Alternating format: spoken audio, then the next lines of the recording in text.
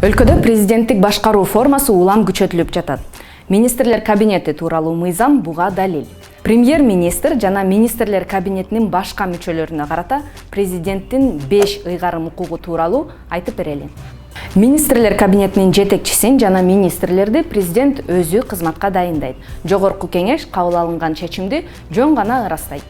Эгер 3 күндүн ичинде депутаттар президент кабыл алган чечимди ырастап жетишпесе, ал өзү эле чечим чыгарып коет. Экинчиси, эгер жогорку билими жок болсо, же болбосо башка өлкөнүн жараны болсо, андай киши премьер-министр боло албайт. Мындан тышкары, президент өзү аныктаган квалификациялык талаптарга жооп бериш керек. Бирок ал талаптар кандай экени эч кимге белгисиз. Үчүнчүсү, эгер премьер-министрге кылмыш иши козголо турган болсо, ал убактылуу кызматынан четтетилет. Иликтөө бүткөндөн кийин кайра кызматына келип ишин уланта берсе болот. Бирок алдын ала президент тиешелүү чечимге кол коюп уруксат берүүсү тийиш. Премьер бизнес жүргүзө албайт, саясий партиянын мүчөсү боло албайт, үгүт иштерине катыша албайт.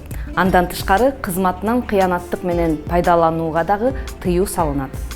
Бешинчиси, премьер-министрге ошол эле учурда көптөгөн артыкчылыктар берилет. Медициналык камсыздандыруу, соцпакет, акысыз турак жай берилет. Бирок кызматынан кеткенден кийин турак жайын өткөрүп берүүгө тийиш.